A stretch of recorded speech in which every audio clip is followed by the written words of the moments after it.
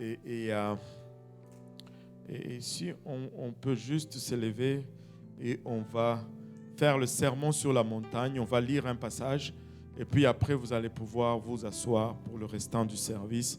Et le Seigneur nous a mis à cœur de passer du temps dans son premier message.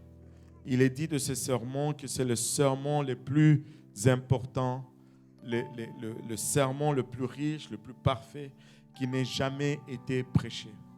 C'était le tout premier message du Seigneur. Et je pense que ça serait approprié pour nous aussi en ces débuts d'année. Alléluia. Et donc nous allons aller dans Matthieu chapitre 5, versets 1 à 16. Et ça, c'est vraiment le chemin de la bénédiction. Qui veut être béni ici? Alléluia. Et quand le Seigneur a voulu commencer à enseigner sur la bénédiction, la première chose qu'il a adressée, ce sont les attitudes. Alléluia. Et Dieu sait combien nous en avons des attitudes. Amen. Alléluia. Donc, on va aller dans Matthieu chapitre 5, versets 1 à 16. Si vous l'avez trouvé, dites Amen. Si vous cherchez encore, dites j'arrive. Tout le monde est déjà arrivé. Alléluia. Il n'y a que moi qui n'ai pas encore arrivé. Je veux juste m'aider à respirer un peu et puis après, on va partir.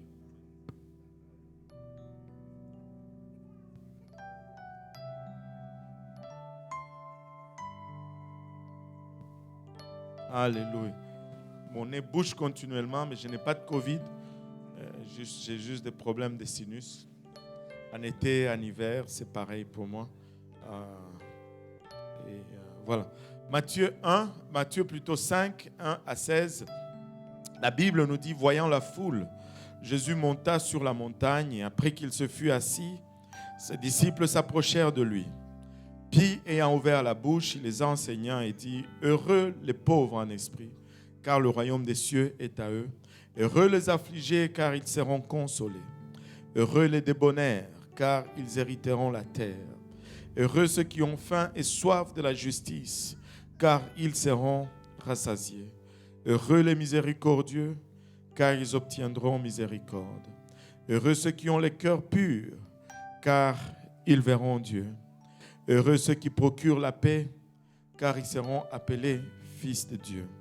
Heureux ceux qui sont persécutés pour la justice, car le royaume des cieux est à eux. Heureux serez-vous lorsqu'on vous outragera, qu'on vous persécutera et qu'on dira faussement de vous toutes sortes de mal à cause de moi.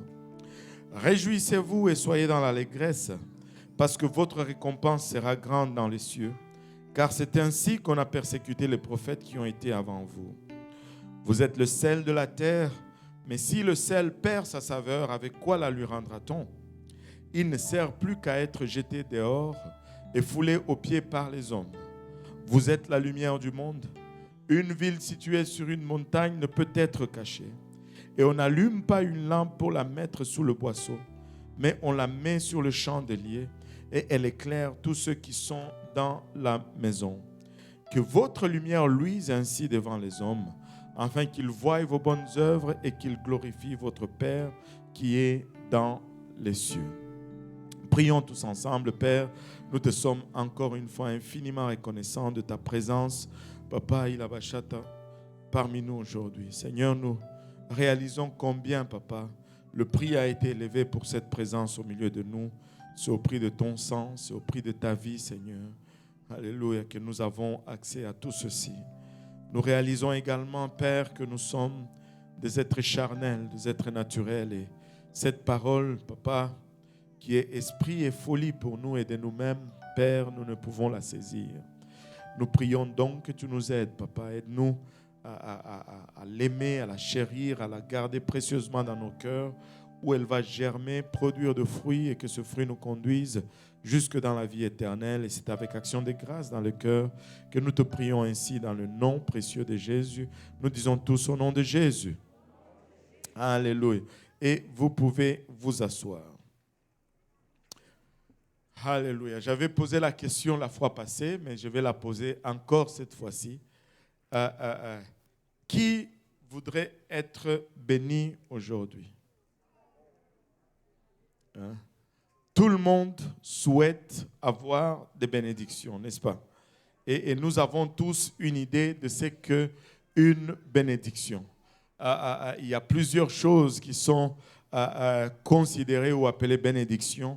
Et cela va varier souvent d'une personne à une autre et des fois d'un endroit à un autre. La plupart de bénédictions qui sont standards pour tout le monde, on va dire une bonne santé, c'est une bénédiction. Amen. Lorsque nous sommes en santé, nous considérons cela comme une bénédiction. Mais très souvent, nous arrivons des fois à une place où nous prenons cela pour acquis. Nous n'avons pas été malades pour longtemps. Et là, donc, nous prenons notre santé pour acquis. Et le jour que nous tombons malades, nous réalisons combien c'est une bénédiction que d'avoir une bonne santé. La santé est une bénédiction. Avoir une famille, c'est une bénédiction. Amen. C'est une bénédiction d'être marié, d'avoir des enfants. C'est une bénédiction que d'être né quelque part avec des papas, un père et une mère, et qui prennent soin de toi, qui payent tout, en fait. Et savez-vous qu'un enfant coûte environ 250 000 dollars de 0 à 18 ans à peu près ici au Canada, en moyenne. Pour le temps qu'ils finissent l'école et qu'ils partent de ta maison, c'est à peu près 250 000 dollars. J'aurais pu être millionnaire déjà. Alléluia. presque. Alléluia. Et avoir des amis, c'est une bénédiction. Hein? Encore là, il y a amis et amis. On veut vraiment dire des amis, pas l'autre type d'amis. Et avoir des amis, des gens qui se soucient de toi, c'est une bénédiction. Amen. Et tu dois déneiger, ils t'aident à déneiger, tu es mal pris, ils viennent te donner un coup de main, ta voiture est en panne, ils viennent te dépanner. C'est bon d'avoir des amis. Amen. Et c'est une bénédiction. Et la nourriture est une bénédiction. Nous prenons cela pour acquis ici au Canada, hein, parce que nous vivons dans l'abondance. Mais je peux vous assurer qu'il y a des places où, des fois, ils mangent une fois par jour. Moi, je me rappelle quand on grandissait, je ne sais pas si mon frère va se rappeler de ces jours, on n'était pas riches, on était pauvres quand on grandissait. Et à un moment donné, c'était devenu un peu difficile. Et je me rappelle un seul jour en particulier, mon père s'est levé, il n'avait rien. Il est parti au travail et ces jours-là, on n'avait absolument rien à la maison. Et on devait attendre, c'est quand il est retourné du travail, vers 16h, 17h, il avait un colis. C'était un morceau de viande. Alors, tout s'est activé dans la maison quand il est arrivé. Et là, tu réalises que la nourriture est une bénédiction. Amen. C'est une bénédiction. Avoir des vêtements, avoir un logement, c'est une bénédiction. Avoir une bonne éducation, avoir le privilège d'aller à l'école, d'étudier et de se donner une opportunité d'avoir une meilleure vie. C'est une bénédiction. Amen. C'est une bénédiction. Vous savez, chez nous, tu vas rentrer dans une classe de premier primaire, il y a 120 enfants pour un seul enseignant. Mais ici, on se plaint pour autre chose. On se plaint qu'il fait trop chaud dans la classe, la climatisation. Nous, on veut juste avoir une classe. Amen. Alléluia. Et c'est une bénédiction. Donc, dépendamment d'où on se trouve, dépendamment de son niveau social, dépendamment de l'enrichissement qu'on a ou de l'appauvrissement qu'on subit, les bénédictions peuvent être vues différemment. Pour d'autres, la bénédiction évoque plutôt les idées d'être millionnaire ou d'être connu, avoir la gloire ou une grande maison ou des voitures de luxe ou un bateau. Et c'est un autre concept de bénédiction. Il y en a qui sont à ce niveau-là que pour lui, être béni, c'est avoir un bateau. Mais ce n'est pas le cas, je pense, pour la plupart d'entre nous ici. Ah là là, le patron n'est pas là. Je me rappelle, vous savez, quand tu es à un niveau, il faut rester à ton niveau. Quand je parle de la bénédiction de bateau, je me rappelle, il y avait le pasteur Serge et le frère Jean-Yves qui voulaient un bateau. La sœur Solange est morte de rire. Et ils ont trouvé un bateau quelque part à vendre pour 100 c'était quoi, $400 ou quelque chose comme ça. Tu ne trouves jamais un bateau à ce prix-là, ok? Et le frère Serge était très enthousiaste. Si vous connaissez le frère Serge, on va pouvoir aller à la pêche. Ils ont amené cette barque chez les frères Jean-Yves en arrière de la cour. Et puis de la cour, c'est allé au centre de recyclage, je pense. Parce que ces bateaux avaient un trou. Et ça ne pouvait pas flotter. Et c'était impossible de réparer. Bon, il y en a pour qui la bénédiction, c'est un bateau. Mais il faut savoir rester dans sa catégorie. Amen. Mais laissez-moi vous dire ceci, que la plus grande des bénédictions, c'est d'être sauvé.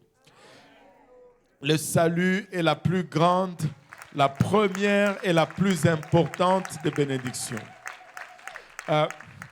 La vie ici-bas est temporaire. Nous sommes là juste pour un temps. Et nous devons donc réaliser que tout ce que nous allons posséder, tout ce que nous allons avoir sous notre main ici sur terre, nous allons laisser ça derrière un jour et nous irons passer l'éternité dans un lieu qui sera soit dans le ciel avec Dieu, dans le confort, ou soit en enfer, dans le tourment éternel. Et nous voulons aller au ciel, n'est-ce pas? Nous voulons avoir le salut parce que c'est la plus grande de bénédictions. J'ai entendu un président américain raconter une blague.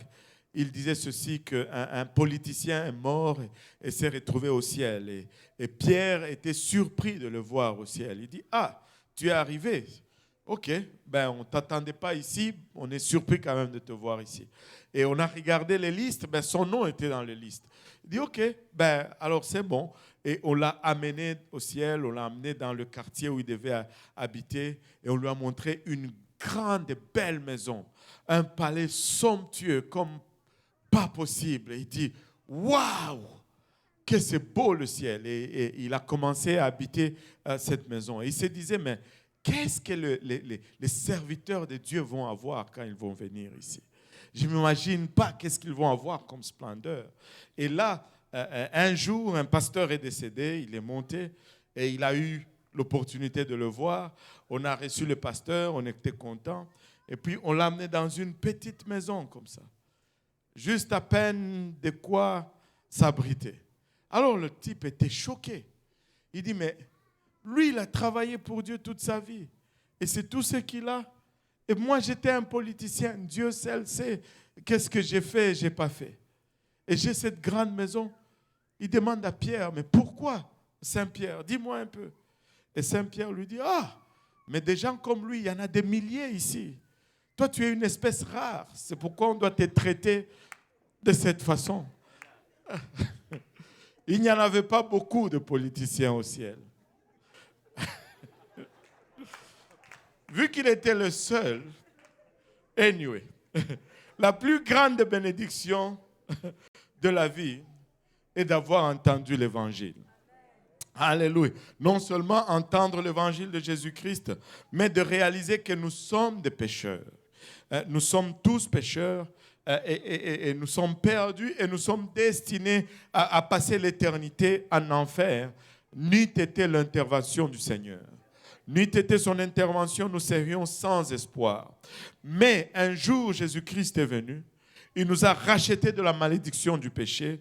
Et grâce à sa mort sur la croix et à l'effusion de son sang, nous avons été rachetés.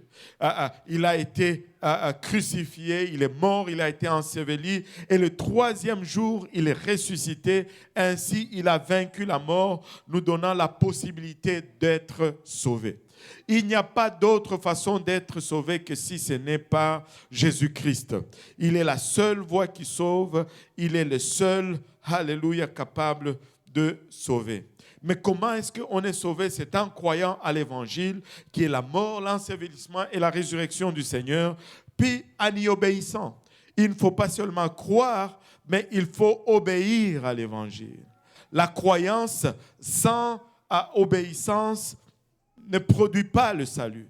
Seulement dans la chrétienté d'aujourd'hui que nous avons cette foi mentale, juste une assertion mentale. Oui, je crois, mais je ne fais rien. Mais quand tu crois, tu vas te repentir de tes péchés. Quand tu crois, tu vas te faire baptiser au nom de Jésus-Christ pour le pardon de tes péchés. Et quand tu crois, tu vas rechercher le don du Saint-Esprit et Dieu va te l'accorder avec l'évidence du parler en langue. Alléluia. Et c'est comme ça que nous parvenons au salut. Alléluia.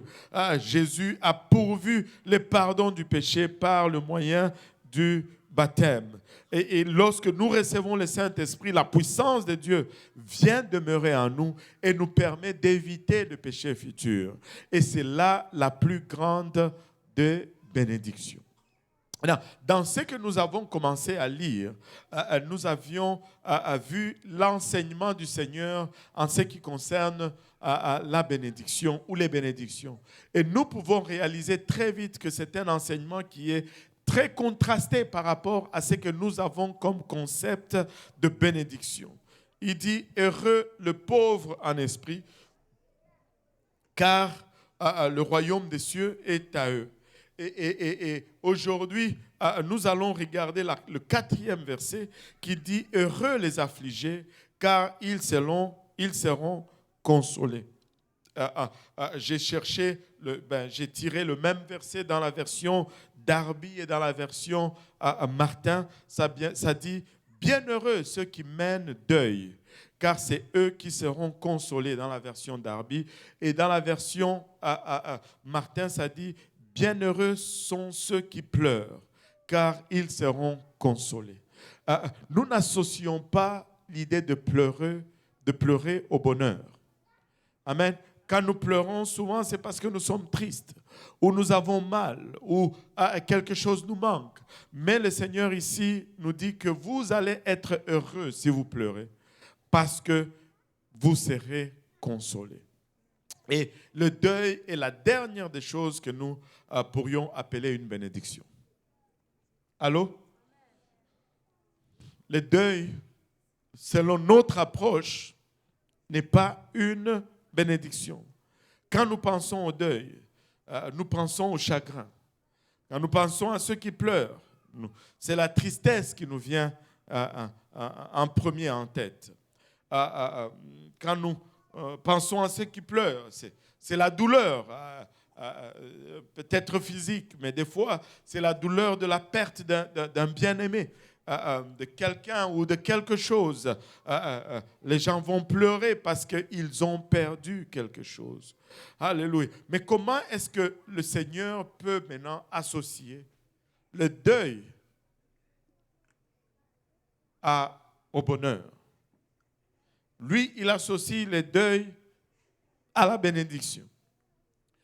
Si nous reculons dans l'Ancien Testament, nous allons voir une ancienne prophétie dans le livre d'Ésaïe, Ésaïe 61, versets 1 à 3. La Bible nous dit ceci: « L'Esprit du Seigneur, l'Éternel, est sur moi, car l'Éternel m'a oint pour porter de bonnes nouvelles aux malheureux. Il m'a envoyé pour guérir ceux qui ont le cœur brisé, pour proclamer aux captifs la liberté et aux prisonniers la délivrance, pour publier une année de grâce de l'Éternel, un jour de vengeance de notre Dieu, pour consoler tous les affligés, pour accorder aux affligés de Sion, pour leur donner un diadème au lieu de la cendre, une huile de joie au lieu du deuil, un vêtement de louange au lieu d'un esprit abattu, afin qu'on les appelle de térébinthes de la justice, une plantation de l'Éternel pour servir à sa gloire. Alléluia. Et ça, c'était la prophétie. Elle a été donnée environ 600 ans avant la naissance du Seigneur Jésus-Christ. Le prophète Ésaïe a donné cette prophétie. Et comme pour la... Est-ce qu'il y en a... Il y a quelqu'un qui a reçu une prophétie dernièrement? Quand vous regardez dans la Bible, vous allez voir que les prophéties ont toujours tendance à se faire attendre. 600 ans, cette prophétie a été donnée. Il fallait attendre 600 ans pour commencer à voir une quelconque accomplissement de ces promesses ou de cette prophétie. Et cela est comme ça partout à travers l'Ancien Testament. L'accomplissement de la prophétie n'est pas toujours instantané, ne se produit pas toujours tout de suite. En fait, il a fallu attendre des centaines d'années avant de voir celle-ci se réaliser. Et regardez un peu dans les passages que nous avons vus, des références directes aux personnes endeuillées.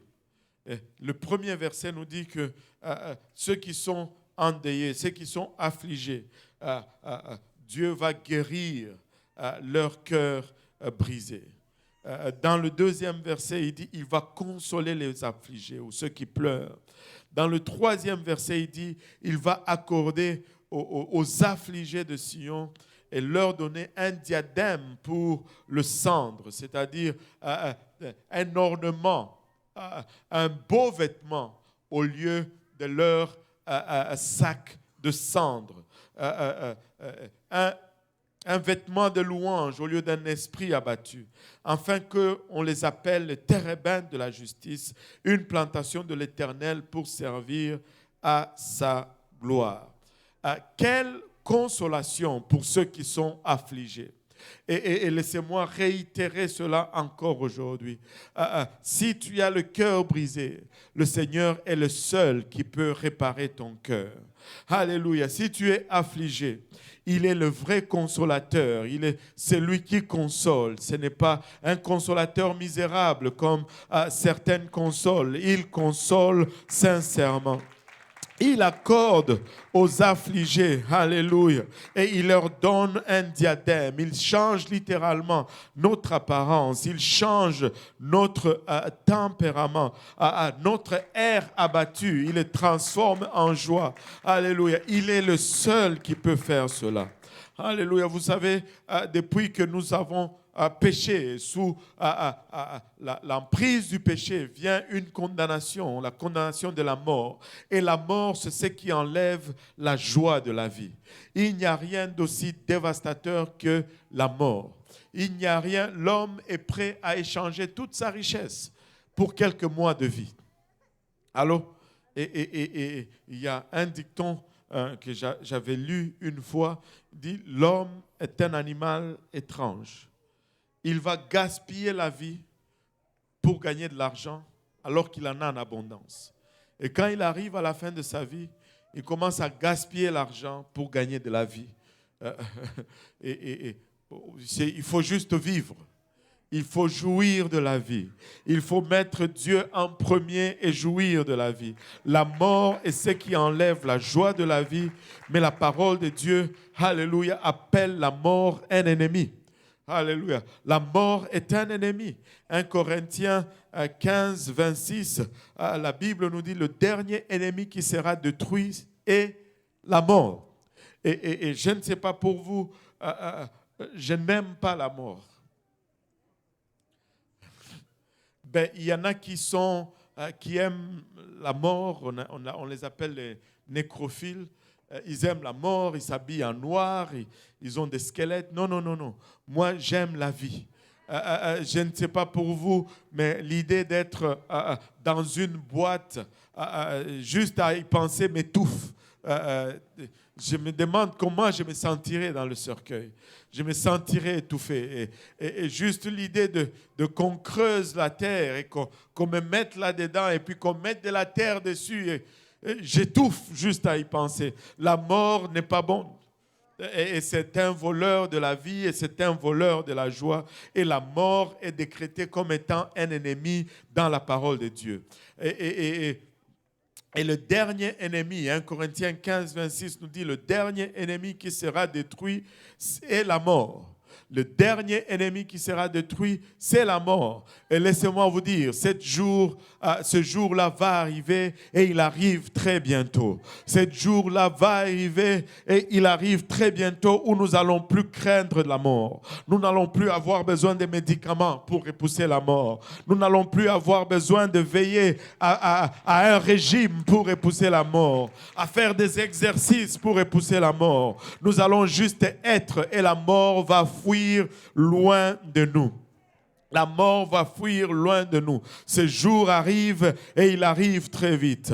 Il y a un passage du Nouveau Testament qu'on lit toujours dans les funérailles. Quand il y a un enterrement, on va le lire souvent au service à la tombe. Et on va lire 1 Corinthiens 15, 50 à 58. On va le lire rapidement. C'est que j'ai dit, frère, c'est que la chair et le sang ne peuvent hériter le royaume de Dieu, et que la corruption n'hérite pas l'incorruptibilité. Voici, je vous dis un mystère. Nous ne mourrons pas tous. Alléluia, quelle consolation. Nous n'allons pas tous mourir, mais tous nous serons changés. En un instant, en un clin d'œil, à la dernière trompette, la trompette sonnera et les morts ressusciteront incorruptibles et nous serons changés, car il faut que ce corps corruptible revête l'incorruptibilité et que ce corps mortel revête l'immortalité. Alléluia. Je ne sais pas pour vous, mais ça sera un jour glorieux où cette trompette va sonner. Tous les soucis vont s'arrêter. Et moi, je crois, je ne sais pas pour vous, mais j'ai cette conviction que ce jour est plutôt proche que plutôt loin. Alléluia. Ce jour, nous devons, alléluia, nous préparer avec diligence parce que le Seigneur revient bientôt. Au signal de l'archange, au son de la trompette, alléluia, nous allons dire au revoir à tous nos soucis. Nous allons dire au revoir au stress. Nous allons dire au revoir au chaos. Nous allons dire au revoir à ces faux enseignements qui circulent partout dans les écoles. Et nous allons dire bye bye à tout cela. Les taxes, les impôts, ça va être fini. Le trafic, c'est fini. Alléluia. Au son de la trompette, nous sommes partis. Et laissez-moi vous dire ceci, s'il y a une chose que tu dois t'assurer, alléluia, de te préparer pour, c'est le son de la trompette. La trompette va sonner bientôt. Le Seigneur va venir pour enlever son église d'ici. Alléluia. Alléluia. Il y a un de nos prédicateurs qui dit que il croit que il sait ce que le Seigneur va crier quand il va revenir. Il croit que le Seigneur va crier assez. Parce qu'il y a tellement de péchés, tellement, alléluia, de noirceur, tellement de corruption, tellement de perversion. On est arrivé à une place où on ne sait plus à quoi s'en tenir. On est loin, très loin. Mais le Seigneur revient bientôt et son Église doit être préparée. Alléluia, son Église doit être prête. Alléluia. Regardez ceci.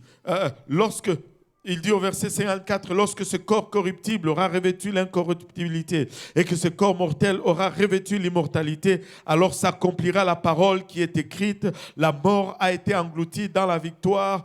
Ô mort, où est ta victoire? Ô mort, où est ton aiguillon? L'aiguillon de la mort, c'est le péché. Et la puissance du péché, c'est la loi. Mais grâce soit rendue à Dieu qui nous donne la victoire par notre Seigneur Jésus-Christ. Grâce soit rendue à Dieu qui nous donne, alléluia, la victoire par notre Seigneur Jésus-Christ. Et regardez ceci, j'aime ces versets parce qu'à cause de tout ce que nous venons de lire, nous pouvons persévérer, nous pouvons travailler, nous pouvons investir tout ce que nous pouvons dans l'œuvre du Seigneur. Il dit au verset 58, ainsi mes frères, et moi j'ajouterai ainsi mes frères et sœurs, alléluia, ainsi mes frères et sœurs bien-aimés, soyez fermes, inébranlables, travaillant de mieux en mieux. Travaillant de mieux en mieux, c'est-à-dire faisant toujours davantage. Alléluia, poussant toujours vers l'avant, travaillant de mieux en mieux à l'œuvre du Seigneur, sachant que votre travail ne sera pas vain dans le Seigneur. Des fois, nous avons cette impression que nous avons fait des efforts vains. Des fois, nous avons cette impression que nous avons donné en vain, que nous nous sommes sacrifiés en vain, que nous avons gaspillé notre temps en vain. Mais laissez-moi vous dire, au son de la trompette, alléluia, Dieu va rentabiliser tout effort que nous avions fourni. Dieu va rentabiliser tout sacrifice, alléluia, que nous avons supporté, que nous avons enduré. Il y a une trompette que nous attendons. Et cette trompette va mettre fin, alléluia, à ces désordres. Cette trompette va mettre fin pour l'Église, bien sûr, alléluia, à ces désordres. Vous savez, nous sommes dans l'anticipation de ces retours. Et cette anticipation nous pousse à mener une vie droite devant le Seigneur. Cette anticipation nous permet de refuser l'offre de ce monde. Vous savez, il y a quelqu'un qui enseignait, qui a donné cet exemple. Il dit, la seule chose qui fait du sens, c'est l'enlèvement avant la tribulation. Et il dit ceci, il dit, imaginez-vous un enfant qui est à la maison, ses parents sont partis. Et là, il amène ses amis et c'est la fête. La maison est en désordre. La maison est toute désordonnée.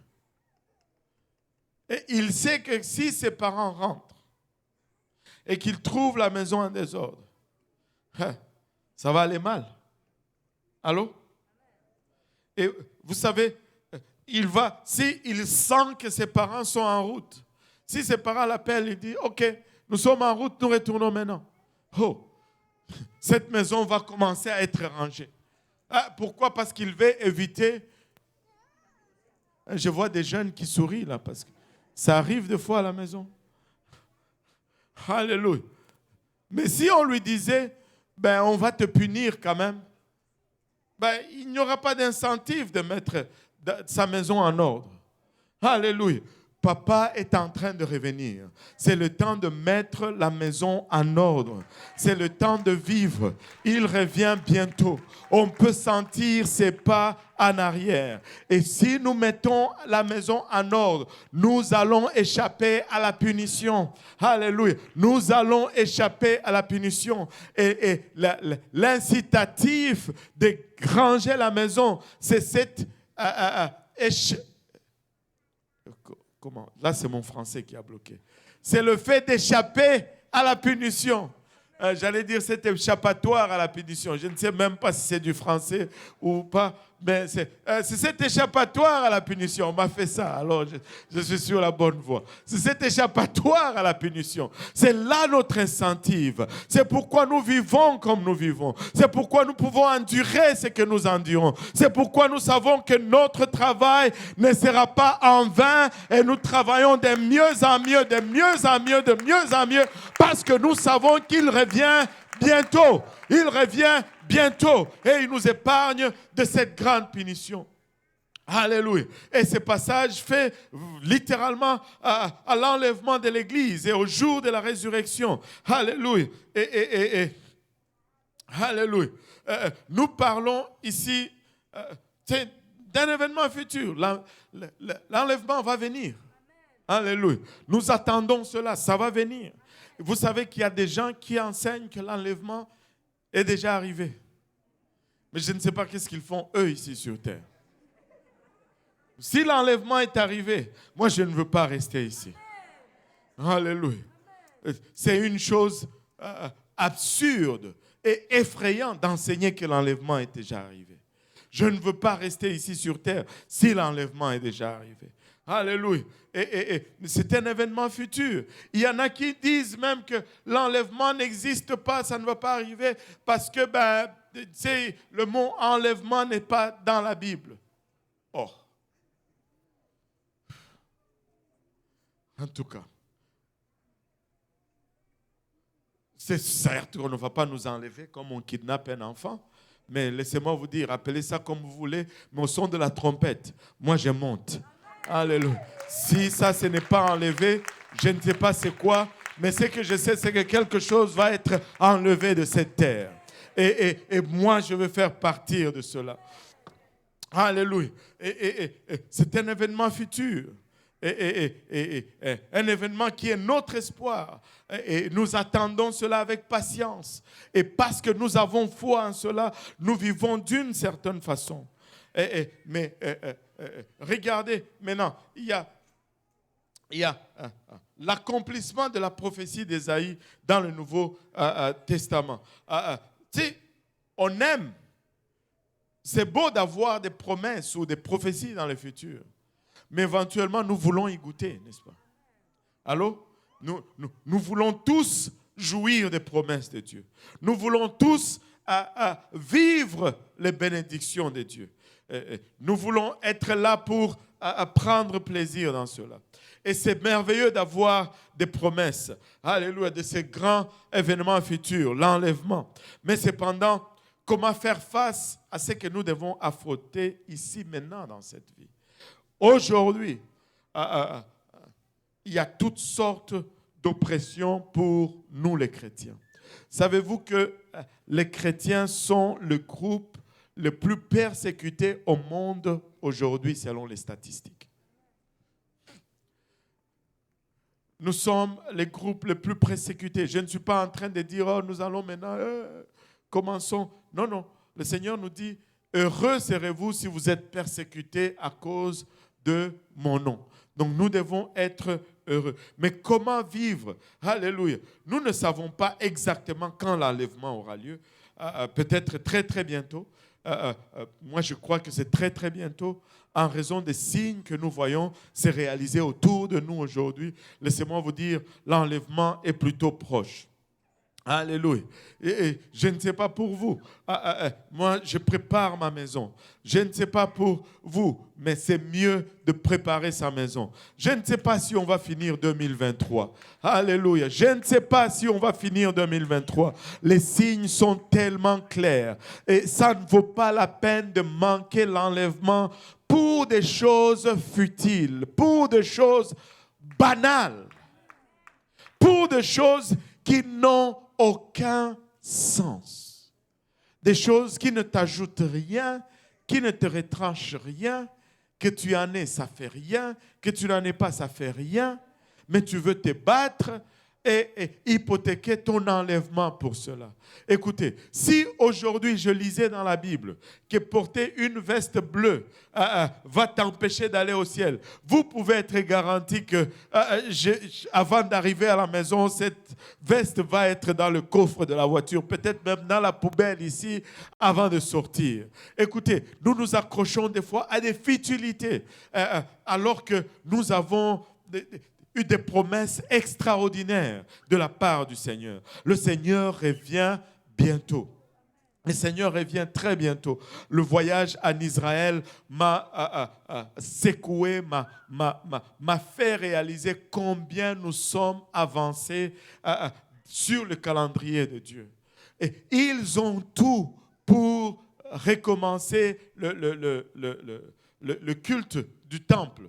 Ils ont tout. Ils sont prêts. Même les listes de sacrificateurs, ils ont déjà des bases de données des gens selon leur ADN qui sont aptes à faire le sacerdoce. Ils ont déjà tout. Tous les fournitures du temple, les bêches, les trucs de mesure, les autels, ils ont tout et ils te disent que ne t'inquiète pas pour l'arche. Nous savons exactement où l'arche se trouve. Et tu vois l'effervescence. Alléluia. Parmi le peuple juif, laissez-moi vous dire, il n'y a pas un réveil parmi les juifs aujourd'hui comme on le voit aujourd'hui. Les juifs pleurent pour le retour de leur Messie. Et le chrétien pleure pour le retour de leur Messie. Laissez-moi vous dire, nous sommes en accord et il va venir. Il est en route, il est à la porte. Alléluia. Laissez-moi vous dire ceci. Si vous pensez que c'est une fiction, il y a des gens qui ont cette certitude que ce n'est pas une fiction. Vous savez, selon la parole de Dieu, un sacrificateur ne peut pas toucher au cadavre ou aux morts. Et selon la parole de Dieu, quand le Messie va venir, il va être le souverain sacrificateur. Il va entrer par la porte de l'est du temple. Alléluia. Mais vous savez, même s'ils disent qu'ils ne croient pas, ils croient tellement cela qu'ils ont condamné littéralement avec des briques la porte de l'est du temple aujourd'hui, du mur de la montagne du temple. Cette porte est condamnée. Et qu'est-ce qu'ils ont fait pour l'empêcher de venir? Ils ont mis un cimetière musulman juste en avant de la porte de l'Est. C'est un cimetière islamique. Pourquoi? Ils se disent comme ça, lorsque le Messie vient, il ne sera pas passer parce que là, c'est plein de cadavres. Et comme il est un sacrificateur, il ne peut pas passer. Ils ont oublié un mot. Il n'est pas sacrificateur aaronique. Il est sacrificateur selon l'ordre de Melchisédek. Un sacrificateur aaronique fonctionne sous la loi.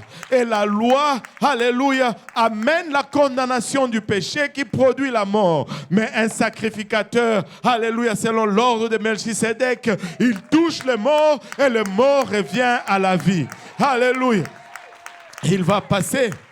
Il va passer. Ils ont des canons de 9 mm pointés continuellement à la porte de l'Est pour essayer de tuer le Messie lorsqu'il va venir. Laissez-moi vous dire, il a un corps glorifié. Et en arrière de lui, alléluia, il y aura, alléluia, ses saints. Et j'ose croire qu'il y aura des saints de Saint-Laurent. Alléluia. Et ils vont être dans cette... Oh, Shandaraya.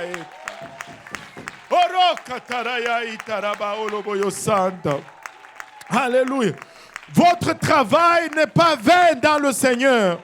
Persévérez. Travaillez de mieux en mieux. Alléluia. Il y a une trompette qu'on attend que ça sonne. Alléluia. Il y a une résurrection qu'on attend. Il y a une transformation qu'on attend. Alléluia. Et tout fera du sens. Et tout sacrifice fera du sens. Alléluia.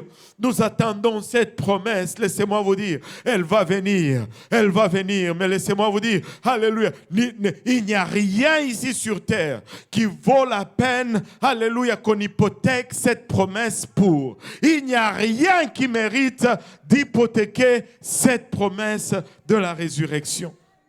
Alléluia. Et les signes sont partout. Les signes, on le voit à gauche, on le voit à droite. Le chaos total. Les nations qu'on ne pouvait jamais penser tomber sont en train de tomber aujourd'hui. Des guerres et des bruits de guerre partout à travers le monde. Les famines, des choses. Vous savez, on n'aurait jamais imaginé qu'on allait être emprisonné au Canada. Mais c'est arrivé. C'est arrivé. Anyway, je vais rester dans ma leçon. Nous avons besoin, alléluia, de quelque chose maintenant pour que nous puissions tenir ferme. Dieu ne nous laisse pas juste comme ça dans cette attente. Alléluia. Nous avons besoin de quelque chose pour les circonstances actuelles que nous affrontons tous les jours dans notre vie. Et lorsque la mort et les chagrins arrivent, comment est-ce qu'on va y faire face? Lorsqu'on perd un bien-aimé, comment est-ce qu'on va faire face? Lorsqu'on est malade, alléluia, comment est-ce qu'on va faire face à cela? Lorsque on est affligé, comment est-ce qu'on va y faire face? Alléluia, cette promesse d'Ésaïe s'est accomplie après plusieurs centaines d'années. Le Seigneur l'a accomplie déjà pour nous ici sur terre. Il est venu, il nous a donné un gage de cette promesse. Regardez avec moi Luc 4, versets 16 à 21, il nous dit, il s'est rendu à Nazareth où il avait été élevé et selon sa coutume, il entra dans la synagogue le jour du sabbat. Il se leva pour faire la lecture et on lui remit le livre du prophète Ésaïe. L'ayant déroulé, il trouva l'endroit où il était écrit « L'Esprit du Seigneur est sur moi, Parce qu'il m'a oint pour annoncer une bonne nouvelle aux pauvres. Il m'a envoyé pour guérir ceux qui ont le cœur brisé, pour proclamer aux captifs la délivrance et aux aveugles le recouvrement de la vue, pour renvoyer libres les opprimés, pour publier une année de grâce du Seigneur. Après avoir lu cela, la Bible nous dit ensuite au verset 20, il roula les livres, le remit aux serviteurs et s'assit. Tous ceux qui se trouvaient dans la synagogue avaient le regard fixé sur lui. Ben, tu as lu, maintenant explique-nous. Qu'est-ce qui se passe? Donne, enseigne. Et alors, la Bible nous dit au verset 21, alors il commença à leur dire, et il dit ceci. Écoutez bien ce qu'il a dit.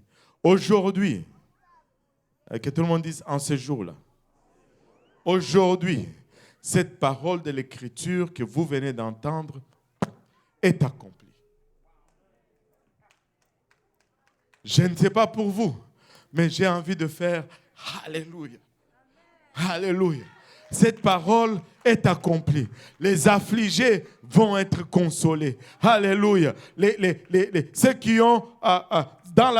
sont dans la douleur vont être soulagés. Ceux qui ont le cœur brisé vont être restaurés. Les aveugles vont recouvrer la vue. Alléluia. Il dit aujourd'hui, cette parole de l'Écriture s'est accomplie. Si elle s'est accomplie, elle reste accomplie. Elle reste accomplie. Oh, mais vous ne m'avez pas entendu. Elle reste accomplie. Jésus a lu ce même message d'Ésaïe et a déclaré qu'il était venu pour apporter du réconfort à ceux qui étaient dans le deuil. Il est venu pour guérir ceux qui ont le cœur brisé. Jésus est là. En attendant l'enlèvement, il est venu, alléluia, pour nous garder dans ce voyage. En attendant l'enlèvement, il est venu pour nous garder dans notre affliction. Il est venu, alléluia, pour nous consoler dans notre affliction. Il dit pour guérir ceux qui ont le cœur brisé, pour consoler les affligés. Tous ceux qui sont en deuil seront consolés. Regardez le 3e verset. Ésaïe 61 nous dit ceci, pour accorder aux affligés de Sion, pour leur donner un diadème au lieu de la cendre, une huile de joie au lieu du deuil, un vêtement de louange au lieu d'un esprit abattu, afin qu'on les appelle les térébintes de la justice, une plantation de l'Éternel pour servir de sa gloire. Vous savez, une diadème au lieu de la cendre. Ça, il est en train de dire, la cendre, c'est ce que les gens mettaient quand ils étaient en deuil. Quand ils étaient en deuil, ils mettaient des sacs et ils prenaient des cendres et ils se mettaient sur leur corps. Mais il dit, nous allons changer cela. Nous allons vous donner un diadème, une beauté. Alléluia. Ils mettaient la cendre sur leur tête lorsqu'ils étaient endeuillés. Le sac était le signe de deuil. Mais Dieu dit, on va remplacer cela avec de beaux vêtements. On va remplacer cela, alléluia, avec un diadème. Une huile de joie au lieu du deuil. Alléluia. L'huile représente ici l'onction ou l'esprit de Dieu. Il dit un vêtement de louange au lieu d'un esprit abattu, au lieu d'un esprit de lourdeur. Alléluia. La tristesse apporte la lourdeur. Mais quand l'Esprit de Dieu commence à bouger et qu'on commence à louer, cette lourdeur se dissipe. Cette lourdeur, alléluia, s'en va. Dieu nous donne un vêtement de louange. Laissez-moi vous dire, Église, s'il y a quelque chose que nous n'allons jamais permettre à l'ennemi de nous voler, c'est de notre vêtement de louange. Dans ces lieux, nous allons louer l'Éternel. Nous venons au fait pour louer l'Éternel. La raison pour laquelle nous venons, c'est pour louer l'Éternel. C'est pour le glorifier. C'est pour le magnifier. Alléluia. Et ça, c'est l'antidote contre tout esprit de lourdeur, contre tout esprit d'oppression, contre tout esprit de dépression. Alléluia. Loue le Seigneur. Il a bachata. Korobaya etaraba oloboyo sataraba oloboyo. Alléluia. Un vêtement de louange. Alléluia. Au lieu d'un esprit abattu. Alléluia. Nous allons le louer en ces lieux. Nous allons le louer en ces lieux. Et cela en tout le temps. Alléluia. Une fois, on le louait et ceux qui n'étaient pas d'accord l'ont interpellé disant « Hey, ordonne-le de ne pas te louer. » Littéralement, ils le louaient faisant de lui Dieu. Et ils étaient dérangés par cela. Il dit « Arrêtez. Dis-leur d'arrêter. » Il leur a regardé et dit, si je leur dis d'arrêter, si eux ils arrêtaient, les pierres vont me louer. Alléluia. Si nous nous arrêtons, les bancs vont les louer. Si nous nous arrêtons, vous savez, alléluia, autre chose va les louer. Mais on ne va laisser rien d'autre louer notre Dieu à notre place. Ora kataraya itaraba oloboyosan. Oromaya itaraba oloboyosan. Alléluia. Alléluia. Nous allons le louer. Il est digne de tout honneur. Il est digne de toute louange. Il est digne de toute révérence. Il est notre Dieu. Alléluia. Il est celui qui a pardonné nos péchés. Oh, alléluia.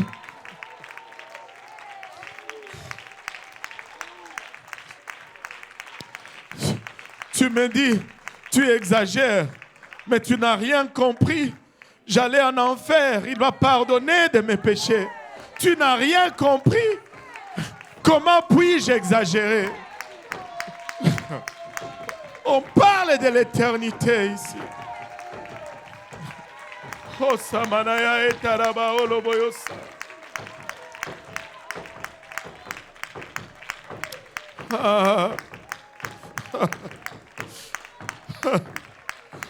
Oh Jésus. Alléluia. Un vêtement de louange au lieu d'un esprit abattu. Alléluia. Il nous a donné le consolateur. Alléluia. Ce n'est pas pour rien qu'on l'appelle le consolateur. Quand on le reçoit, on l'appelle le consolateur. Parce qu'il console les affligés. Alléluia. Il console ceux qui ont le cœur brisé. Alléluia.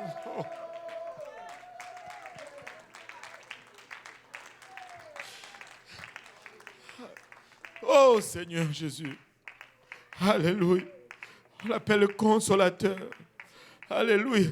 Lorsque Jésus s'approchait de la fin de son ministère terrestre, il a commencé à enseigner au sujet du consolateur. Les gens l'ont suivi durant 3 ans et demi.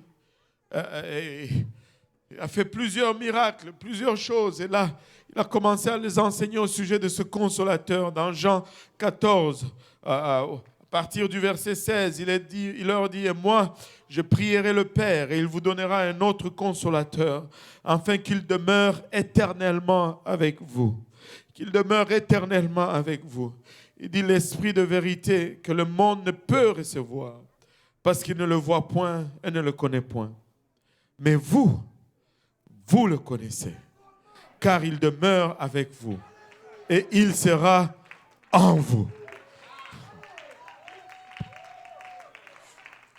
Je ne sais pas comment le monde ne peut pas le voir. Je ne sais pas comment l'expliquer encore plus simple. Il dit, il va vous envoyer un autre consolateur. Il dit, eux ne le connaissent pas, mais vous le connaissez. Parce que cet autre consolateur qu'il va envoyer, vous l'avez vu, il est avec vous. Mais pour le moment, il est avec vous. Mais quand il va venir, il sera en vous. Christ en nous, l'espérance de la gloire.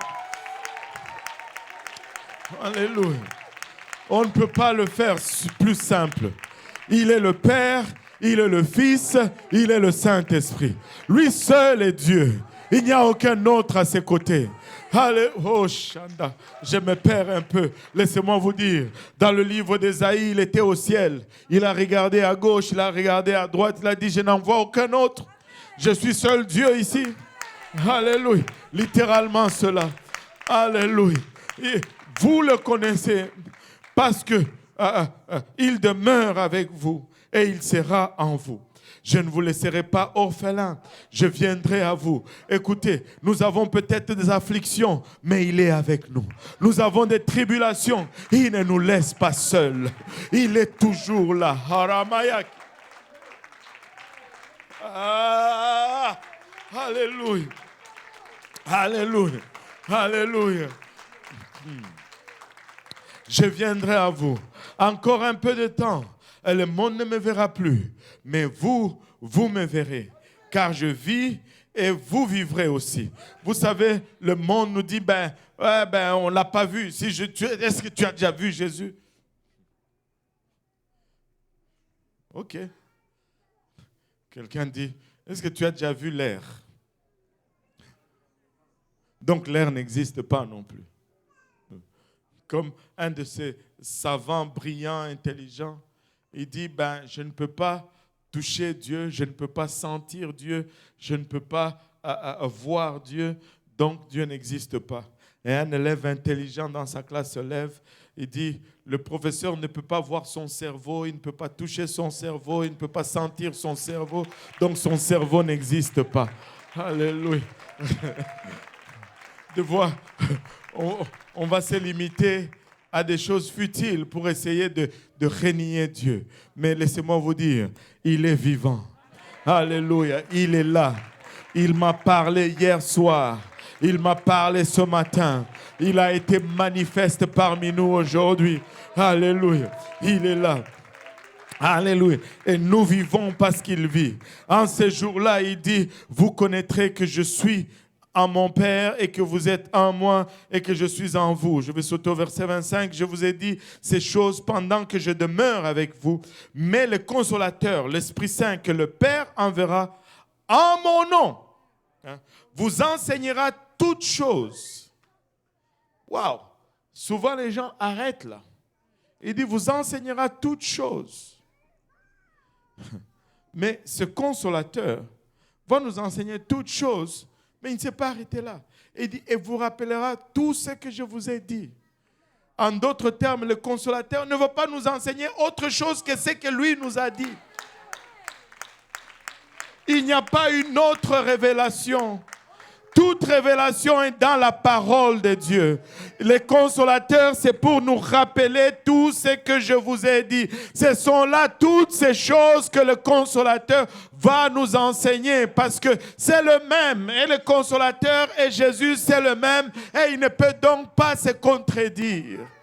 Alléluia. Il va nous rappeler ce qu'il nous a enseigné. Ce qu'il nous a dit, c'est ce qu'il va nous enseigner. Alléluia. Hey, alléluia. En Jean 16, Jésus fait à nouveau référence au Consolateur. Dans Jean 16, 6 et 7, il nous dit, mais parce que je vous ai dit ces choses, la tristesse a rempli votre cœur. Et vous savez, les apôtres, si vous lisez la Bible, vous allez vous rendre compte d'une chose. À chaque fois que Jésus n'était pas là, il se retrouvait dans des troubles. À chaque fois que Jésus n'était pas là, il y avait un dilemme à résoudre. Et là, il est en train de leur dire, je vais m'en aller. Il dit, oh là là là là, ne pars pas. Reste avec nous. Parce que si tu pars, comment on va faire? Et ils étaient attristés. Et le Seigneur leur dit, mais parce que je vous ai dit ces choses, la tristesse a rempli votre cœur. Cependant, je vous dis la vérité. Il vous est avantageux que je m'en aille. Car si je ne m'en vais pas, le Consolateur ne viendra pas vers vous. Mais je m'en vais et je vous l'enverrai. En d'autres termes, ne vous inquiétez pas. C'est mieux que je m'en aille. Parce que là, je suis avec vous. Si nous faisons le lien avec ce que nous avons lu plus tôt. Là, je suis avec vous. Mais si je m'en vais, je vais revenir, je vais être en vous. Si je suis avec vous, quelqu'un peut toujours venir entre vous et moi. Mais si je suis en vous, personne ne peut venir entre vous et moi. C'est mieux qu'il s'en aille et qu'il revienne en nous. C'est pourquoi la Bible nous dit, rien ne nous séparera donc de l'amour de Dieu manifesté en Jésus-Christ. Ni les principautés, ni les auteurs, ni toutes ces choses, ni rien. Alléluia.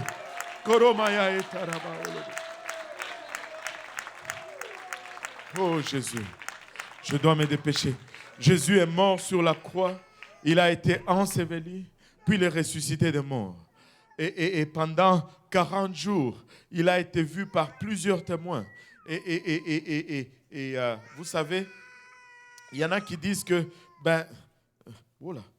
il y en a qui disent que c'était une hallucination. Et laissez-moi vous dire ceci. Les hallucinations ont une caractéristique. Les hallucinations vont toujours être individuelles. Même si nous fumons la même chose, nous n'allons pas halluciner la même chose. Toi, tu vas halluciner selon ton cerveau. Moi, je vais halluciner selon mon cerveau. Mais on ne va pas voir la même chose. Ce n'était pas une hallucination. Parce que plusieurs l'ont vu. Jusqu'à 500 personnes sur le mont des Oliviers l'ont vu en même temps, les ressuscités monter au ciel. Ce n'était pas une hallucination parce que c'était un groupe. Alléluia. Alléluia. Regardez Actes 1, 3 à 9. Après qu'il eut souffert, il leur apparut, après qu'il eut souffert, il leur apparut vivant et leur en donna plusieurs preuves, se montrant à eux pendant 40 jours et parlant des choses qui concernent le royaume de Dieu. Comme il se trouvait avec eux, il leur recommanda de ne pas s'éloigner de Jérusalem, mais d'attendre ce que le Père avait promis. C'est que je vous ai annoncé, leur dit-il, car Jean a baptisé d'eau, mais vous, dans peu de jours, vous serez baptisés du Saint-Esprit. Alors les apôtres réunis lui demandèrent, Seigneur, et c'est en ce temps que tu rétabliras le royaume d'Israël? Alléluia. Ils étaient encore préoccupés par le royaume terrestre. Il leur répondit, ce n'est pas à vous de connaître le temps ou le moment que le Père a fixé de sa propre autorité. Mais vous recevrez une puissance. Alléluia. Vous recevrez une puissance, le Saint-Esprit survenant sur vous, et vous serez mes témoins à Jérusalem, dans toute la Judée, dans la Samarie et jusqu'aux extrémités de la terre. Après avoir dit cela, il fut enlevé pendant qu'ils le regardaient, et une nuée les déroba à leurs yeux.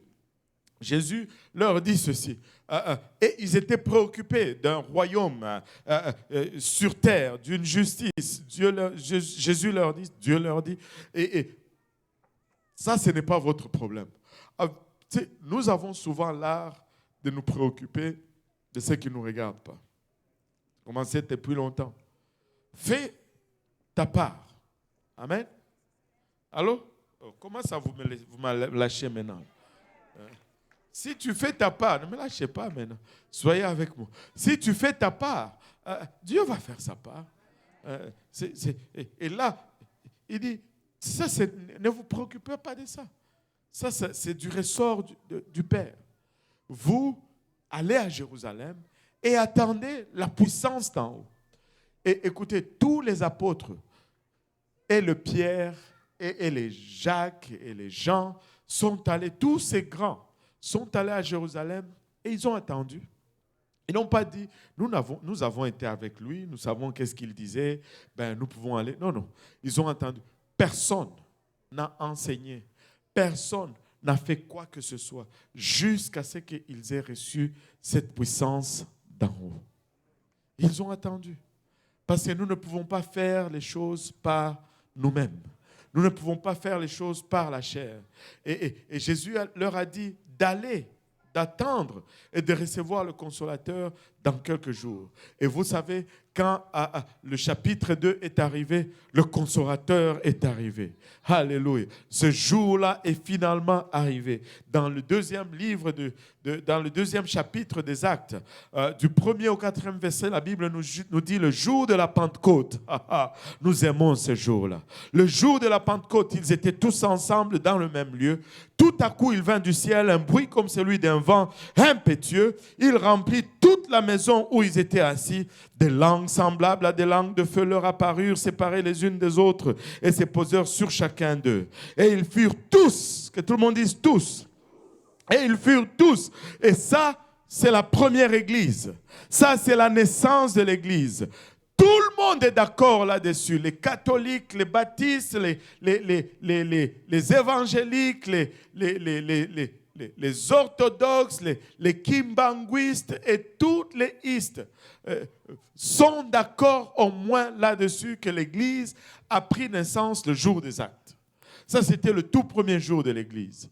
Et le tout premier jour de l'Église nous donne le modèle de l'Église. Allô?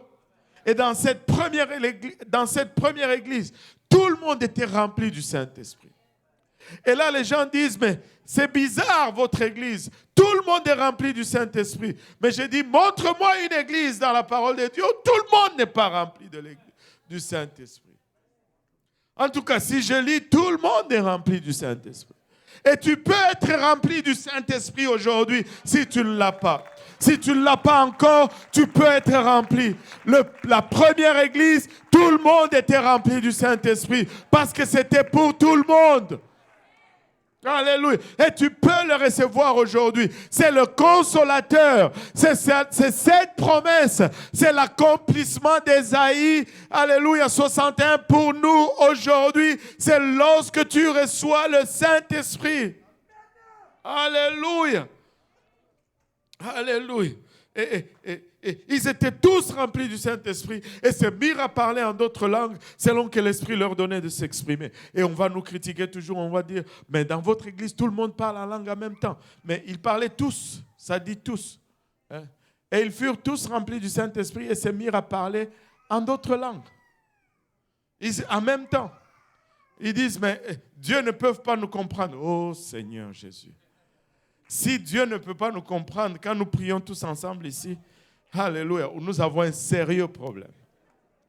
Vous savez combien de personnes prient en même temps sur la face de la terre?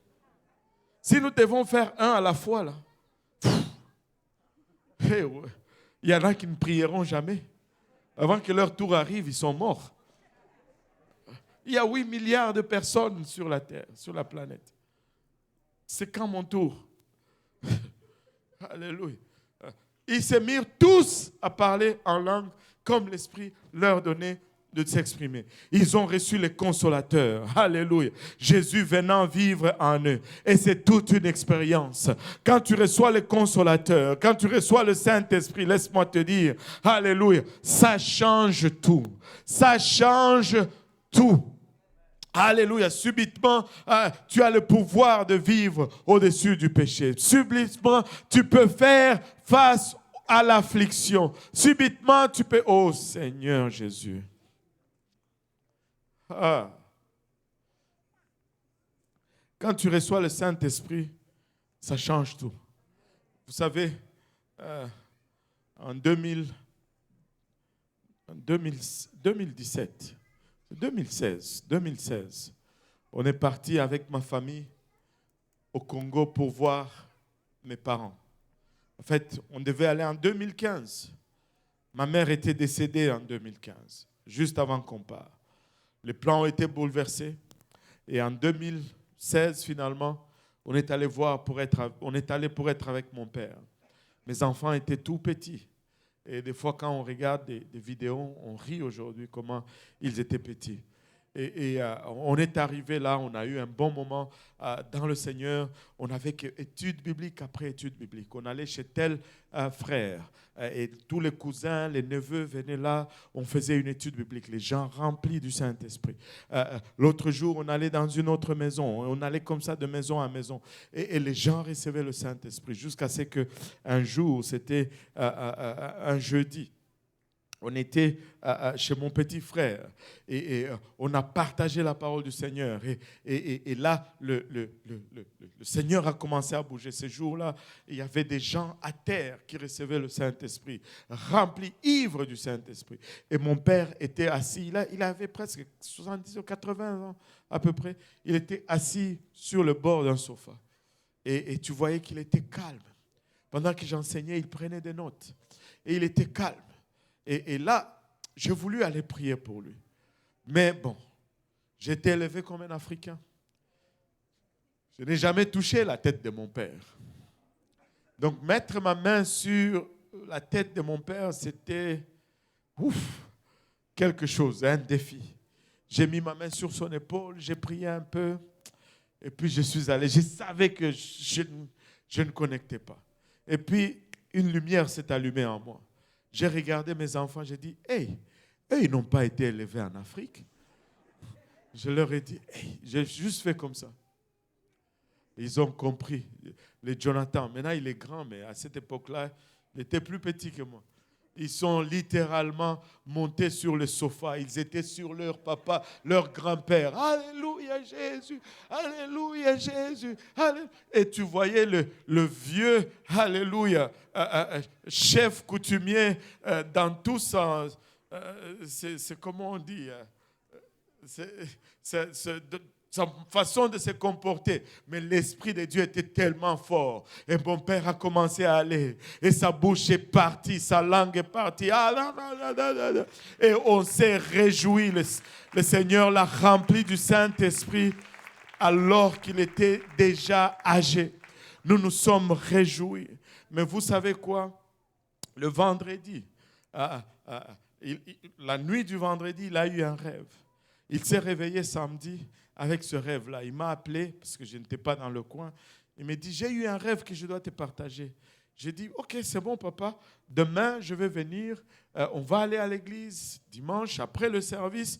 On va aller au restaurant et on va parler du rêve. Il dit, ah ça c'est une bonne idée. Alléluia. Mais la nuit, on a dormi. Et le matin, dimanche, quand on est allé pour le réveiller, papa ne s'est réveillé pas. Il était parti. On a précipité à l'hôpital pour se rendre compte juste que il était déjà parti. Et là, la tristesse, la mort a frappé. Nous étions affligés. Nous avions le Saint-Esprit, mais quand même, nous étions affligés. Et là, moi, j'étais doublement affligé. Je me sentais coupable. Je dis, pourquoi je n'ai pas couru à la maison? Pourquoi je ne l'ai pas laissé même me dire le rêve au téléphone? Et je dis, je ne saurais jamais ce qu'il voulait me dire. Mais Dieu est bon, Dieu est fidèle. Le soir, on était à la maison, on planifiait le funérail. Et ma petite sœur qui est là, Damugo, elle vient me voir et me dit, papa m'a partagé un rêve. Et je pense que tu aurais voulu l'entendre. J'ai dit, alléluia Seigneur. Tu vois, le Seigneur est bon. Quel soulagement. J'ai dit, parle petite, qu'est-ce que tu attends? Et là, elle commence à me dire que, et voici le rêve qu'il a raconté. Il dit qu'il était en train d'aller dans une salle de réunion. Il avait un rendez-vous à une réunion. Et là, quand il arrive dans la salle de réunion, on l'accueille, on entre, mais il regarde en arrière, il voit son corps étendu à terre. Et là, il a paniqué, il a commencé à avoir peur. Il dit, mais qu'est-ce que c'est? Je suis là, mais qu'est-ce qui se passe? Alors, ceux qui l'ont accueilli ont tout de suite intervenu, lui ont dit, non, ne t'inquiète pas, ne t'inquiète pas vraiment. Ça, c'était juste un corps temporaire. Là où tu vas, on va te donner un autre corps qui est meilleur que ça. Et il était encore inquiet. On lui dit, ne t'inquiète pas, ce que tu as reçu, c'est la vraie vie.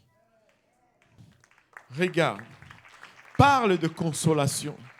Quand nous avions entendu cela, les larmes ont séché de nos visages. Du deuil, nous sommes passés en mode célébration. Les enfants qui étaient tristes se réjouissaient parce que Dieu, oh Seigneur, Dieu est fidèle. Non seulement il a rempli du Saint-Esprit, ça allait être suffisant, mais il nous a laissé juste un indice pour nous consoler. Laissez-moi vous dire que nous avons le vrai consolateur. Nous avons le vrai consolateur. Et les disciples ont attendu le consolateur, ils l'ont reçu. Et après qu'il l'ait eu reçu, la foule s'est rassemblée et ils ont posé la question, mais c'est quoi? On leur a expliqué et on leur a dit que vous aussi, vous pouviez le recevoir. Et là, ils ont posé la question, mais qu'allons-nous faire? Et Pierre a répondu à cette question. Après avoir entendu Actes de 37 à 39, après avoir entendu ces discours, ils eurent le cœur vivement touché et ils dirent à Pierre et aux autres apôtres, hommes, frères, que ferons-nous? Alléluia. Pierre leur dit, repentez-vous et que chacun de vous soit baptisé au nom de Jésus-Christ. Pas au nom du Père et du Fils, au nom de Jésus-Christ pour le pardon de vos péchés et vous recevrez le don du Saint-Esprit. Alléluia. Juste pour qu'il n'y ait pas de confusion, il il dit, car la promesse est pour vous, ceux qui étaient là en ce temps-là, et pour vos enfants, avec leurs enfants, et pour tous ceux qui sont au loin, en aussi grand nombre que le Seigneur notre Dieu les appellera. Alléluia. En d'autres termes, Pierre est en train d'étendre cette promesse jusqu'à nous ici aujourd'hui, en aussi grand nombre que le Seigneur nous appelle. Laissez-moi vous dire, le Seigneur est en train d'appeler. On peut entendre son cri qui crie encore jusqu'aujourd'hui que celui qui a soif vienne et qu'il boive. Alléluia. Quiconque veut vienne et qu'il reçoit de la vie éternelle gratuitement. Le don du Saint-Esprit, alléluia, c'est le consolateur. Et vous pouvez le recevoir aujourd'hui. Vous pouvez l'avoir aujourd'hui. Ce don est disponible. En se levant tous ensemble. Alléluia. Le Saint-Esprit est une puissance. Alléluia. Le Saint-Esprit nous permet de vivre au-dessus du péché. Le Saint-Esprit, alléluia, est cette source de joie qui ne peut pas être affectée par ce qui est à l'extérieur. Le Saint-Esprit est cette source de paix qui transcende toute compréhension humaine. Au milieu de tes troubles, tu peux avoir la paix parce que le Consolateur est avec toi. Et non seulement il est avec toi, mais il est en toi. Mais pour en faire l'expérience, nous devons passer, alléluia, par la douleur. Et il est tellement bon qu'il a subi la douleur, mais il nous fait juste passer par le chemin qu'il est passé. Lui, il est mort, il nous demande de nous repentir. Lui, il a été enseveli, il nous demande d'être baptisé en son nom. Lui, il est ressuscité, il nous demande de recevoir le don du Saint-Esprit avec l'évidence de parler en langue. Et cela est disponible aujourd'hui pour vous. Cela est disponible aujourd'hui pour vous. Alléluia.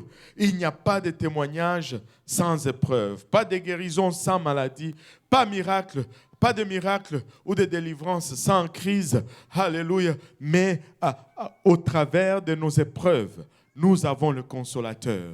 Au travers, alléluia, de nos manquements, nous avons le Consolateur. L'Esprit de vérité est là aujourd'hui. Et si vous le désirez, alléluia, qui le désire aujourd'hui? Alléluia. Si vous le désirez, je vais ouvrir cet hôtel, les hommes à ma gauche, les dames à ma droite. Nous allons venir tous ensemble et nous allons prier pour un moment et Dieu va remplir ceux qui ne l'ont pas. Alléluia. Si vous ne l'avez pas, il peut vous le donner aujourd'hui. Et ce matin, il a rempli 5 personnes du Saint-Esprit à l'église de l'Est. 5 personnes ont été remplies du Saint-Esprit ce matin à l'église de l'Est. Et il s'apprête à remplir d'autres ici aujourd'hui. Parce que le Consolateur est dans la bâtisse aujourd'hui. Le Consolateur est là aujourd'hui. Alléluia. Pressons, pressons, pressons. Alléluia. Pressons tous ensemble. Alléluia, Jésus. Alléluia. Alléluia. Pressons le pas, pressons le pas. Le temps est notre ennemi. Alléluia. Il n'y a pas que la mort qui est contre nous. Le temps est également contre nous. Alléluia. Pressons le pas et Dieu va nous remplir aujourd'hui. Alléluia, alléluia, alléluia, Jésus. Si vous n'avez pas encore reçu le Saint-Esprit avec l'évidence de parler en langue, voulez-vous juste élever la main? On ne veut pas vous exposer, mais on veut juste voir votre désir. Alléluia. Voulez-vous juste élever la main comme ça, tout haut, tout haut. Alléluia, tout haut. Il y a une personne là, alléluia, tout haut, tout haut. Il y a une personne là qui veut recevoir le Saint-Esprit. Alléluia. Gloire au nom de Jésus, oui. Vous allez le recevoir, maman. Vous allez le recevoir aujourd'hui. Alléluia. Il y a une autre personne quelque part ici. Vous allez le recevoir. Alléluia. Alléluia. On va se mettre debout. Alléluia. Le Seigneur va faire un travail rapide. Alléluia. Alléluia. Gloire au nom de Jésus. Lui aussi. Alléluia. Il va le recevoir. Viens. Alléluia. Alléluia. Jésus. Alléluia. Nous allons faire. Alléluia. Il y a quelqu'un d'autre qui veut le recevoir là-bas. Alléluia. Alléluia. J'ai besoin de gens qui prient ici. Alléluia. Alléluia. Il y a quelqu'un qui va le recevoir de ce côté-là.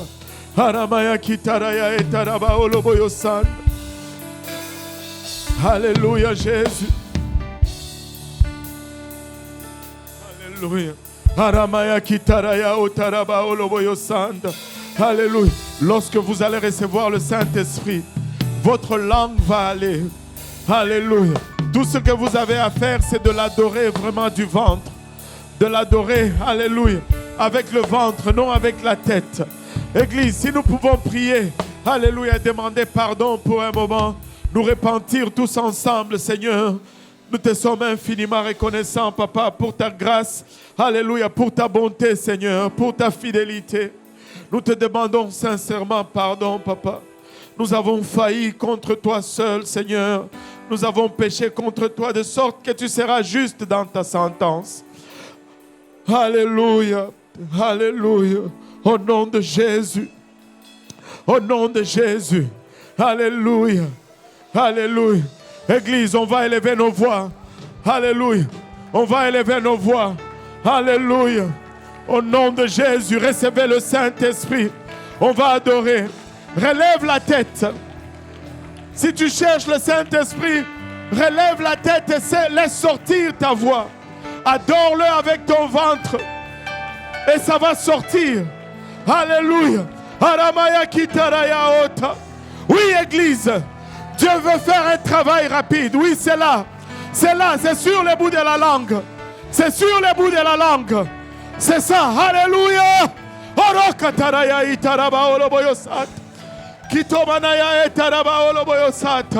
C'est authentique. C'est réel. Laisse sortir ta voix. C'est ça. C'est ça. C'est ça. C'est le Saint-Esprit. C'est ça. Alléluia. Laisse aller ta langue.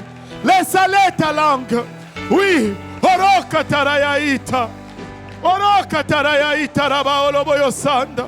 Ikoromaya etarabaya otara keleyaeta. Aramaya kitaraya otaraba oloboyo sanda. Laisse aller ta langue. Laisse sortir ta voix. Yeah! Orokatarayaeta. C'est réel. C'est réel. C'est ça. Laisse aller ta langue.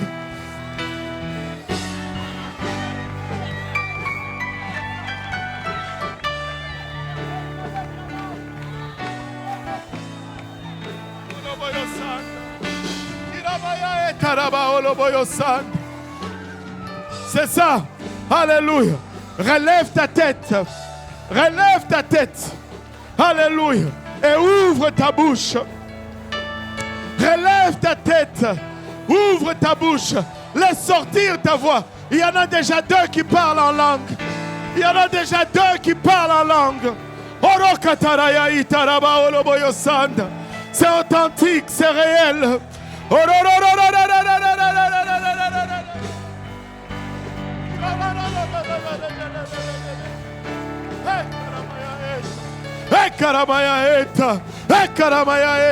C'est sur le bout de ta langue. Le pouvoir de la vie et de la mort se trouve sur la langue. Laisse aller cette langue. Abandonne-la au Seigneur. Abandonne-la au Seigneur. Il a ma chatte. C'est le consolateur. C'est sur le bout de ta langue. C'est réel.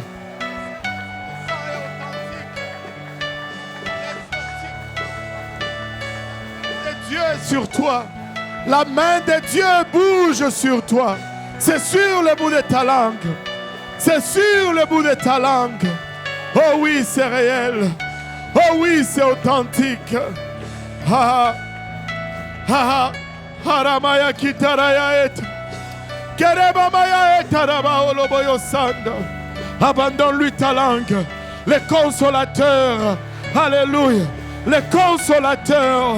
Le vrai consolateur. Orobamaya itaraba oloboyo sanda.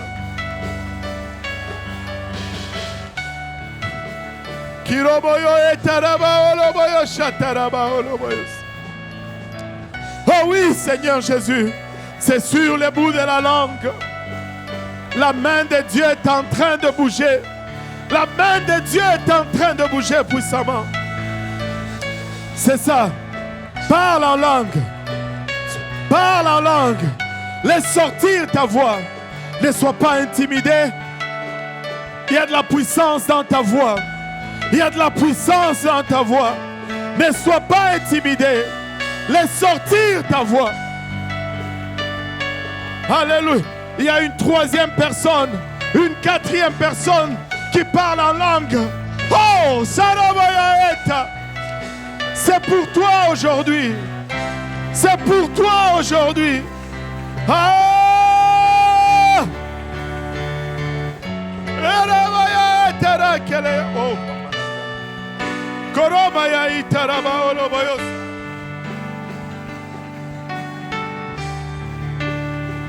Alléluia.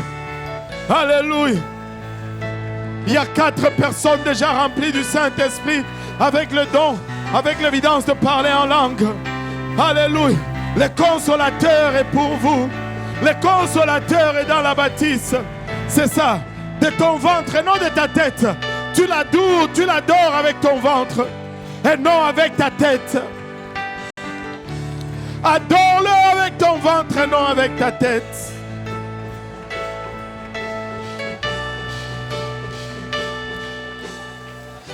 Alléluia. Alléluia Jésus. Alléluia Seigneur. Alléluia.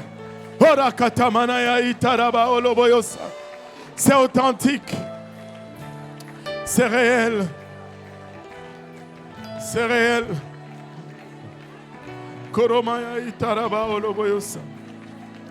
Alléluia Jésus.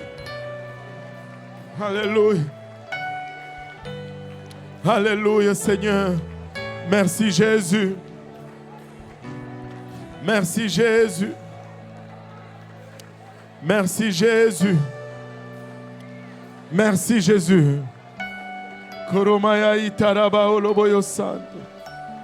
Alléluia. Puis-je avoir votre attention pour un moment? Puis-je avoir juste votre attention pour un moment? Alléluia. La présence de Dieu est intense en ces lieux. Mais notre temps est échu. Nous sommes déjà 5 minutes dans le service espagnol. Et ça ne va pas être la première fois que nous voyons ça.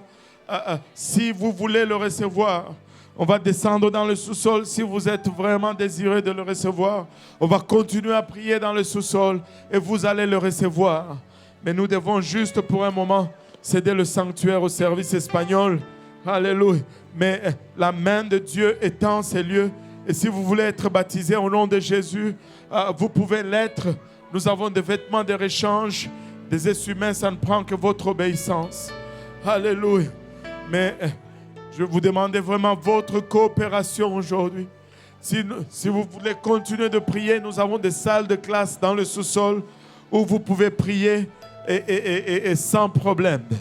Et si nous pouvons juste faire exception aujourd'hui, aider le pasteur aujourd'hui et quitter assez rapidement le sanctuaire pour permettre au service espagnol de démarrer tout de suite.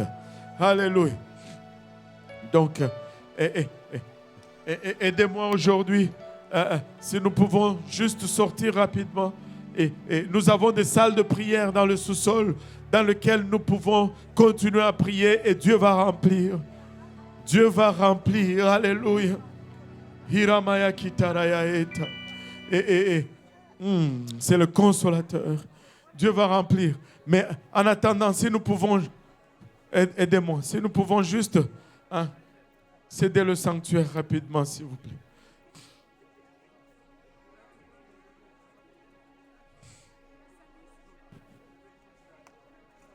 Alléluia.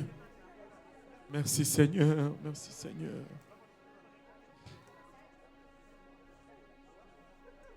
On va céder rapidement le sanctuaire au service espagnol. Merci de votre coopération. Certes, la présence de Dieu a bougé fortement dans l'adoration, ce qui nous a pris le temps. Mais c'est dans le sanctuaire au service espagnol. Alléluia.